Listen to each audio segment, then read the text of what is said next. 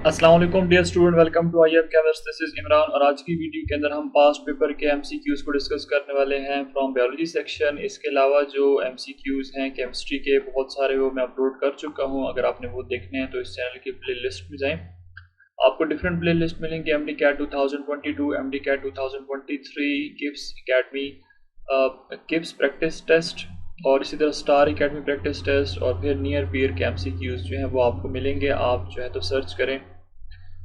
So let begin this video. अगर आपको मेरी एफर्ट्स अच्छी लगती है तो अपना फीडबैक लाजमी दीजिएगा। क्वेश्चन नंबर 1 हमारे पास है सेलुलर डाइजेशन।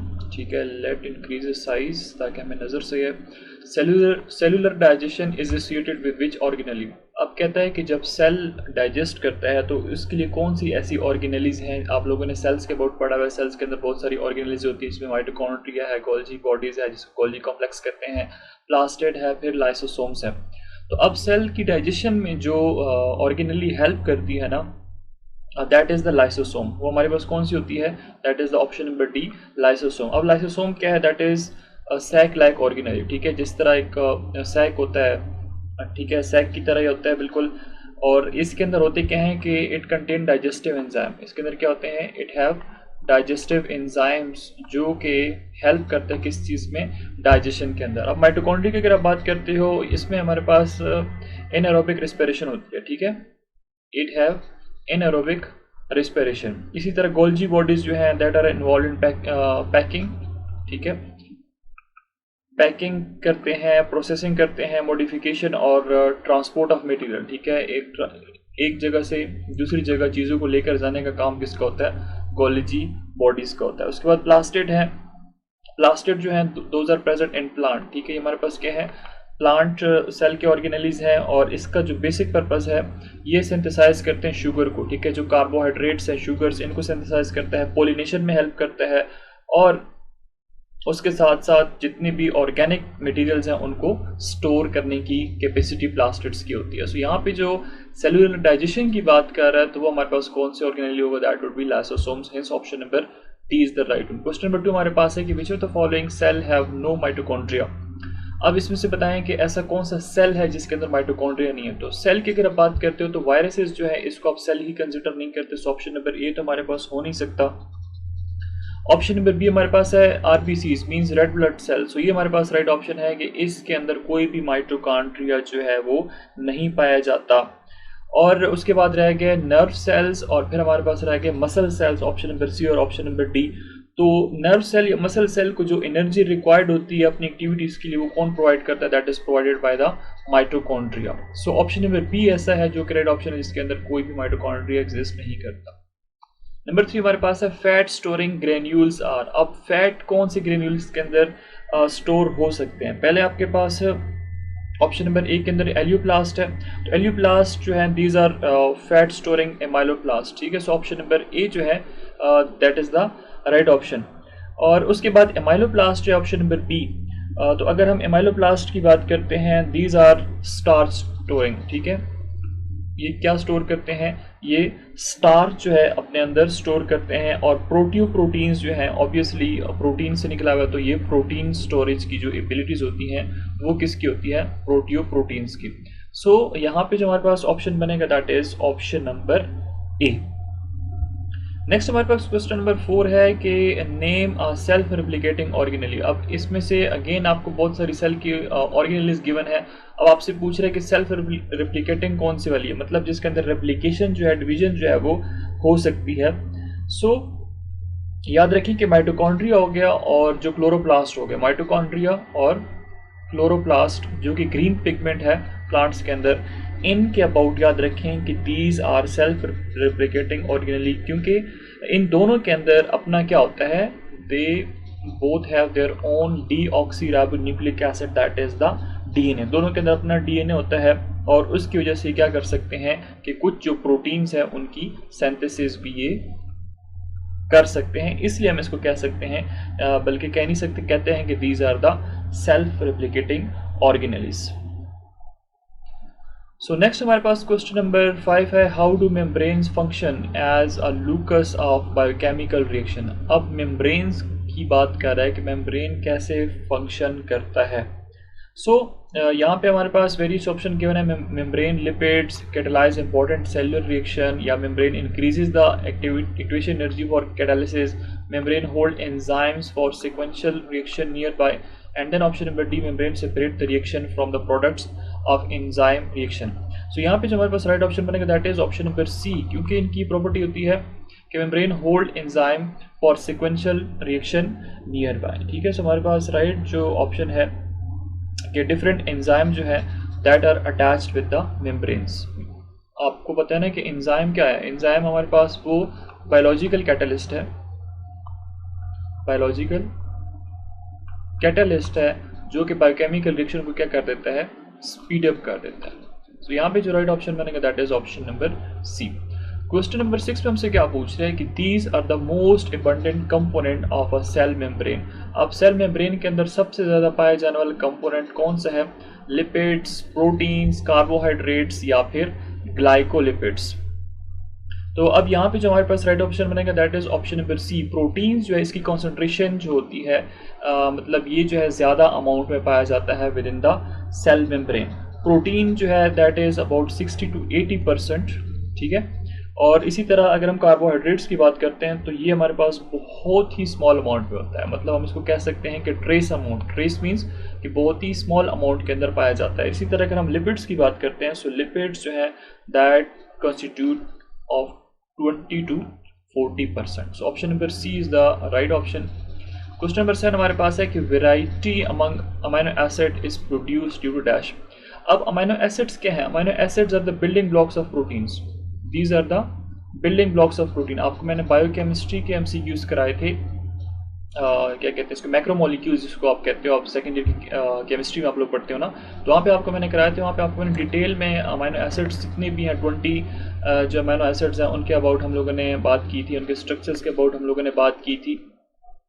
और आपको मैंने एग्जांपल दी थी कि फॉर एग्जांपल आपको एक दीवार बनानी है। ठीक है, अब दीवार क्या करते हो, दीवार में छोटी छोटी ब्रिक्स होती हैं, ईंटें आप लोग यूज़ करते हो। तो ये जो ब्रिक्स हैं दीज आर द मोनोमर्स। ये हमारे पास क्या हैं, दीज आर द मोनोमर्स। और बड़ी सी दीवार जो खड़ी हो जाती है, ईंट रखते जाओ तो हमारे पास क्या बनेगा, बड़ी सी दीवार बन जाती है, वॉल, उसको क्या कहते हो, दीज आर द पॉलीमर। इसको कंसिडर यूँ करेंगे दैट इज द पॉलीमर। तो इसी तरह हमारे पास छोटे छोटे अमाइनो एसिड्स हैं, उनको कंबाइन करते जाओ, पेप्टाइड लिंकेज बनते जाते हैं और हमारे पास क्या बनता है, एक लार्ज पॉलीमर बनता है जिसको हम क्या कहते हैं, प्रोटीन्स कहते हैं। तो अब कहते हैं कि उन अमीनो एसिड्स के अंदर बहुत ज़्यादा वैरायटी किस वजह से आती है, ऐसा कौन सा ग्रुप होता है। तो अगर हम जनरली देखते हैं तो अमीनो एसिड का स्ट्रक्चर कुछ ही होता है कि ये हमारे पास क्या है, यहाँ पे हाइड्रोजन, यहाँ पे अल्काइल ग्रुप होता है, यहाँ पे हमारे पास क्या होता है, कार्बोक्सिलिक एसिड का ग्रुप होता है, और यहाँ पे हमारे पास क्या होता है, एमाइनो ग्रुप होता है। ठीक है, अगर आपसे कोई पूछता है कि एमाइनो एसिड ये जो जनरल स्ट्रक्चर है ये एसिडिक है या बेसिक है, तो याद रखो एमाइनो ग्रुप जो है that is basic in nature. ठीक है, यहाँ पे अमोनिया के पास लोन पेयर ऑफ इलेक्ट्रॉन होता है, और carboxylic acid group obviously carboxylic acids आप लोगों ने पढ़े हुए हैं, मैंने आपको पढ़ाया हुआ है, तो दीज आर द एसिड्स। सो इनकी दोनों प्रॉपर्टीज होती हैं, तो आप कह सकते हो कि this is the amphoteric in nature. अच्छा, वैरायटी की बात कर रहे हैं ना, तो वैरायटी किस वजह से आती है, वैरायटी इस आर ग्रुप की वजह से आती है। फॉर एग्जांपल यहाँ पे H लगा दो तो क्या बन जाएगा, ग्लाइसिन बन जाएगा। इसी तरह CH3 लगा दो, CH3 CH2 अल्काइल ग्रुप आप एक्सटेंड करते जाओ, तो इससे हमारे पास क्या बनेगा, बहुत सारे अमीनो एसिड्स की फॉर्मेशन होगी। सो ऑप्शन नंबर बी हमारे पास राइट ऑप्शन है कि due to the R group. और आर को आप केमिस्ट्री में क्या पढ़ते हो, अल्काइल ग्रुप। केमिस्ट्री में अल्काइल पढ़ते हो तो ऑब्वियसली बायोकेमिस्ट्री में भी या फिर बायो के अंदर भी आप इसको अल्काइल ग्रुप पढ़ते हो। क्वेश्चन नंबर 8 हमारे पास है कि the primary structure of protein is determined by dash. अब primary structure, secondary, tertiary, quaternary, बहुत सारे स्ट्रक्चर जो हैं प्रोटीन्स के एग्जिस्ट करते हैं, 4 स्ट्रक्चर्स हैं। इसके अबाउट पे हम लोग केमिस्ट्री की मैक्रोमोलिक्यूल के अंदर बहुत ही डिटेल के साथ पढ़ चुके हैं। तो याद रखें कि हमारे पास यहाँ पे जो राइट ऑप्शन बनेंगे that is option number B. Amino acid की सीक्वेंस जो है, ठीक है, किस सीक्वेंस में अमीनो एसिड्स जो हैं एक दूसरे के साथ पेप्टाइड लिंकेज के थ्रू बॉन्डेड है, सो that would be the primary structure of protein. ठीक है, अब यहाँ पे अगर हम लाइक एक एग्जांपल ले लेते हैं। एक एग्जांपल क्या है कि फॉर एग्जांपल हमारे पास ये कार्बोक्सिलिक एसिड है। ठीक है, ये कार्बोक्सिलिक एसिड का ग्रुप है, फिर हमारे पास कार्बन है, यहाँ पे हाइड्रोजन लगा दें, यहाँ पे कोई अल्काइल ग्रुप लगा दें, और यहाँ पे क्या लगा दें आप, NH2 एमाइनो ग्रुप लगा दें। ठीक है, ये एमाइनो ग्रुप लग गया। अब हमें पता है कि जब प्रोटीन्स बनते हैं तो प्रोटीन्स में क्या होता है कि ये एक दूसरे के साथ क्या करते हैं, लिंकेज बनाते हैं। हम यहाँ पे लेट से एक और कार्बोक्सिलिक एसिड ग्रुप लगा देते हैं। ठीक है, और यहाँ पे हाइड्रोजन, यहाँ पे R, और यहाँ पे हम क्या लगा देते हैं, दोबारा से NH2 ग्रुप लगा देते हैं। अब यहाँ से होता है क्या है कि यहाँ से OH, यहाँ से H जो है वो निकल जाते हैं। हम कहते हैं कि यहाँ पे हमारे पास क्या होती है, वाटर की रिमूवल होती है। और हमारे पास क्या होता है कि जो ग्रुप है, ये दो मॉलिक्यूल्स हैं आपस में एक दूसरे के साथ बाइंड हो जाते हैं। यहाँ पे नाइट्रोजन के साथ यहाँ पे हाइड्रोजन, और ये नाइट्रोजन और कार्बन आपस में मिल जाते हैं, तो हमारे पास कुछ इस तरह का स्ट्रक्चर बन जाता है। ठीक है, NH2 को हम ऐसे लिख सकते हैं। अच्छा, अब ये जो हमारे पास बन गया that is the peptide linkage. ठीक है, ये तब बनती है जो हमारे पास अमीनो एसिड जो है एक दूसरे के साथ कंबाइन होते हैं। और ये हमारे पास एक्चुअली कौन सी रिप्रेजेंट कर रहा होता है, प्राइमरी स्ट्रक्चर के अबाउट ही रिप्रेजेंट कर रहा होता है। ये प्राइमरी स्ट्रक्चर के अबाउट हमारे पास होता है। Linear sequence of amino acid within a protein is considered to be the primary structure. और याद रखें कि प्रोटीन्स के अंदर हमारे पास 20 डिफरेंट अमीनो एसिड्स जो हैं वो यूज़ होते हैं। ठीक है, जो कि हमारे पास क्या हैं, these are the essential amino acid. और उन सब में जो है जितने भी 20 हैं उन सब के अंदर आपको मैंने पहले क्या बताया कि उनके अंदर ये जो अल्काइल ग्रुप है वो क्या होता है, एक दूसरे से डिफरेंट होता है। उसके बाद क्वेश्चन नंबर 9 की तरफ आते हैं कि the one which is not a globular protein. अब इसमें से प्रोटीन्स जो है, प्रोटीन्स के आप लोग डिफरेंट टाइप्स पढ़ते हो। अब इसमें से आपसे पूछ रहा है कि ग्लोबुलर प्रोटीन्स कौन सा नहीं है। सो याद रखें कि यहाँ पे जो राइट ऑप्शन बनेंगे that is option number B, myosin tail. This is not a globular protein. So antibodies हो गई, enzymes, hemoglobins, these are globular proteins और दे परफॉर्म डिफरेंट फंक्शंस। ठीक है, सो यहाँ पे right option option number B होगा। Number 10 हमारे पास है कि which amino acid has no asymmetrical carbon atom. अब इसमें से बताएं कि एसिमेट्रिकल कार्बन एटम कौन से अमीनो एसिड के अंदर नहीं है। तो अगर हम इसमें देखते हैं तो right option option number B, सबसे जो सिंपलेस्ट अमीनो एसिड है दैट इज ग्लाइसिन। और ग्लाइसिन में क्या होता है कि कोई भी अल्काइल ग्रुप इसके साथ अटैच नहीं होता। ठीक है, यहाँ पे H, यहाँ पे H, यहाँ पे कार्बोक्सिलिक एसिड ग्रुप, यहाँ पे अमीनो ग्रुप। ठीक है, NH2। अब कह रहे हैं एसिमेट्रिक कार्बन कौन से के अंदर नहीं है। ये देखें, दिस इज द कार्बन। ठीक है, ये दरमियान वाला कार्बन है। अगर इसके साथ यहाँ पे कार्बोक्सिलिक एसिड, यहाँ पे अमीनो ग्रुप है, यहाँ पे हाइड्रोजन है और यहाँ पे कोई दूसरा ग्रुप होता तो हम कहते हैं कि इसके अंदर एसिमेट्रिक कार्बन है। लेकिन चूंकि यहाँ पे दोनों जो एटम है ये सेम है, ठीक है, अगर ये सेम है तो हम कहते हैं कि ये इसके अंदर कोई एसिमेट्रिक कार्बन जो है मौजूद नहीं है। अब फॉर एग्जांपल यहाँ पे आप क्या लगा देते, CH3 लगा देते, अब फिर ये कार्बन क्या होता, इस कार्बन के ऊपर 4 डिफरेंट ग्रुप्स लगे हुए हैं, तो इसको आप कहते हैं कि ये क्या है, एसिमेट्रिक कार्बन है। सो ग्लाइसिन के केस में इस तरह नहीं होता। बाकी हेस्टिडीन हो गया, प्रोलीन हो गया, थ्रेओनीन हो गया, ये हमारे पास क्या है, इनमें जो अल्काइल ग्रुप है वो कोई दूसरा कार्बन जो है वो चेन मतलब मिथाइल वगैरह ये लग जाते हैं इसके अंदर। नंबर 11 हमारे पास है hydrolysis of which of the following would yield fructose in addition to glucose. अब हाइड्रो का मतलब होता है वाटर, हाइड्रो का मतलब क्या होता है वाटर, और लाइसिस का मतलब होता है ब्रेकेज। ठीक है, तो वाटर की प्रेजेंस में जो ब्रेकेज होती है ना, जो टूटना है, वाटर की प्रेजेंस में जो मॉलिक्यूल, ऑर्गेनिक मॉलिक्यूल्स टूटते हैं, अब क्या कहते हो, हाइड्रोलाइसिस। तो कहता है कि अगर आप हाइड्रोलाइसिस करते हो इनमें से किसी एक की, तो फ्रुक्टोज के साथ ग्लूकोज जो है वो भी प्रोड्यूस करता है, तो आपने वो मॉलिक्यूल बताना है। सो यहाँ पे जो राइट ऑप्शन बनेगा that is option number A, sucrose. ठीक है, ये सारे के सारे क्या हैं, दीज आर द कार्बोहाइड्रेट्स। ये हमारे पास क्या है, कार्बोहाइड्रेट्स हैं। सो जो हमारे पास लैक्टोज है, ठीक है, लैक्टोज के अबाउट याद रखें कि जब आप इसकी हाइड्रोलाइसिस करते हो तो आपके पास गैलेक्टोज की फॉर्मेशन करता है, गैलेक्टोज, और साथ में क्या देता है, ग्लूकोज देता है। ठीक है, और उसके बाद हमारे पास जो सेलुलोज है, सेलुलोज की अगर आप हाइड्रोलाइसिस करते हो, वाटर ऐड कर देते हो, तो इससे हमारे पास ग्लूकोज की ही मोनोमर्स बनते हैं। ठीक है, इससे हमारे पास क्या बनते हैं, ग्लूकोज की ही मोनोमर्स बनते हैं। लेकिन अगर आपके पास लैक्टोज अगर है, अगर आपके पास क्या है, लैक्टोज जो है, इसके बोर्ड याद रखेंगे, लैक्टोज एंड ग्लूकोज दे रहा है, माल्टोज रह गया। अच्छा, ऑप्शन नंबर सी हमारे पास माल्टोज रह गया। माल्टोज जो है ये it gives two glucose monomers. अब मोनोमर्स आपको मैंने इससे पहले बता दिए, मोनोमर्स क्या होते हैं, स्मॉल जो यूनिट्स होती है ना। नंबर हमारे पास 12 है। अच्छा, सुक्रोज के बोर्ड याद रखें कि फ्रुक्टोज भी देता है और ग्लूकोज भी देता है। ठीक है, ग्लूकोज और फ्रुक्टोज जो है ये सेम है। ठीक है, C6H12O6 में फ़र्क क्या है, फ़र्क ये है कि एक एल्डिहाइड है, दूसरे कीटोन है। केमिस्ट्री वाले MCQs के अंदर मैंने आपको बताया था। अब this is your home task, आपने कमेंट सेक्शन के अंदर बताना है कि ग्लूकोज और फ्रुक्टोज में कौन सा एल्डिहाइड है और कौन सा कीटोनिक है। दोनों का फार्मूला क्या होता है, C6H12 एंड O6। नंबर 12 हमारे पास है कि for enzyme cyanide act as dash. कहता है एंजाइम है उसके लिए साइनाइड्स किस चीज़ का काम करता है। सो इसका जो राइट ऑप्शन बनेगा दैट इज़ इनहिबिटर। साइनाइड जो है साइनाइड्स क्या होते हैं, जिसमें कार्बन और नाइट्रोजन का बॉन्ड होता है, तो इसको आप क्या कहते हो, these molecules are the cyanides. और इनहिबिटर्स क्या हैं, इनहिबिटर्स वो मॉलिक्यूल होते हैं जो कि एंजाइम को ब्लॉक कर देते हैं। एंजाइम को क्या कर देते हैं, ब्लॉक कर देते हैं। टेम्परेरी भी हो सकते हैं और परमानेंटली भी हो सकते हैं। तो राइट ऑप्शन जो हमारे पास है that is option number D. और यहाँ पे प्रोस्टैटिक ग्रुप के बोर्ड याद रखिए, बहुत इंपॉर्टेंट होता है, दैट इज अ को फैक्टर। हमारे पास क्या होता है, को फैक्टर है। ये सारी की सारी चीज़ें हम लोग केमिस्ट्री के अंदर भी पढ़ चुके हैं। नंबर 13 हमारे पास क्या है, an enzyme that convert dipeptide into individual amino acid is an example of dash। अब आपके पास क्या है, डाइपेप्टाइड, ठीक है, दो आपके पास अमीनो एसिड के मॉलिक्यूल हैं, उसको आपने तोड़ना है, सिंगल अमीनो एसिड्स के अंदर कन्वर्ट करना है। जैसे इससे पहले आपको मैंने अमीनो एसिड के दो मॉलिक्यूल जो उनको आपस में रिएक्ट करा के दिखाया और उससे प्रोडक्ट बना। अब आपने क्या करना है, उनको तोड़ना है। तो अब तोड़ने के लिए आप कौन सा एंजाइम जो है यूज़ करोगे।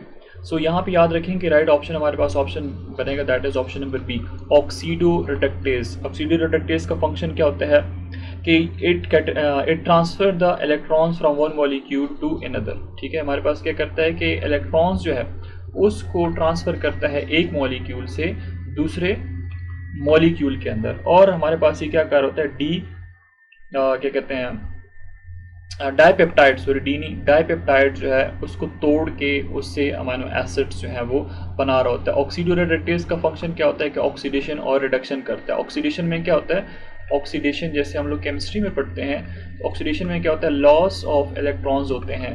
और रिडक्शन में क्या हो जाता है, रिडक्शन में होता है गेन ऑफ इलेक्ट्रॉन्स। ठीक हो गया। So this was about the MCQ number 13। जो हमारे पास ऑप्शन नंबर बी के अंदर ऑक्सीडोरेडक्टेज है, यही हमारे पास इसका राइट ऑप्शन बनेगा। डी कार्बोक्सिलेजेस जो हैं दीज आर कार्बन कार्बन डाइजेस, कार्बन कार्बन को जॉइंट करके रखता है। और उसके बाद ट्रांसफरेजेस जो है नाम से रिप्रेजेंट कर होता है, ये किसी भी खास ग्रुप को अगर आपने एक मॉलिक्यूल से दूसरे के अंदर ट्रांसफ़र करना होता है आप ट्रांसफरेज एंजाइम यूज़ करते हो। अब क्वेश्चन नंबर 14 हमारे पास कौन सा है कि enzyme inhibition cause by products of the enzyme catalyst reaction is dash. अब यहाँ पे हमारे पास एंजाइम इनहिबिशन की बात की है कि जो हमारे पास प्रोडक्ट बनता है, ठीक है, उसकी वजह से जो हमारे पास एंजाइम इनहिबिशन आती है तो उसको आप क्या कहते हो। अब एंजाइम की जो इनहिबिशन होती है, जो एंजाइम की एक्टिविटी को रोकने वाला है, वो उसका जो फाइनल प्रोडक्ट होता है वही होता है। ठीक है, जो फाइनल हमारे पास एंड प्रोडक्ट होता है, एंड प्रोडक्ट क्या कर लेता है, एंजाइम की एक्टिविटी को रिड्यूस कर देता है, एंजाइम की एक्टिविटी को इनहिबिट कर देता है। सो यहाँ पे हमारे पास जो राइट ऑप्शन बनेगा that is option number A, that is the feedback inhibition. Enzyme inhibition caused by a product of the enzyme catalysed reaction is, so that would be the feedback inhibition. Next हमारे पास question number 15 है कि the phase of cellular respiration during which coenzyme Q is reduce to NADH। अब आपके पास एक coenzyme है Q, उसको आपने क्या कर दिया, रिड्यूस कर दिया NADH में। तो ये कहाँ पे होगा, so that would be option number C, pyruvate acid oxidation. Pyruvic acid oxidation जब होती है तो उसमें क्या होता है कि जो कोएंजाइम है Q, इसको रिड्यूस कर दिया जाता है NADH के अंदर। ठीक है, जो ग्लाइकोलिसिस हो गया, पायरुवेट ऑक्सीडेशन, क्रेब्स साइकिल, ये हमारे पास वो फेजेस हैं जहाँ पे NADH की प्रोडक्शन होती है और उसके बाद उसको ऑक्सीडाइज कर दिया जाता है इलेक्ट्रॉन ट्रांसपोर्ट चेन के अंदर इन रिस्ट। So these are the most important MCQs जो आपके साथ मैंने डिस्कस किए। बाकी की MCQs देखने के लिए चैनल के साथ कनेक्टेड रहें। If you like my effort to subscribe to my YouTube channel. Thanks for watching and stay connected with IM Chemist।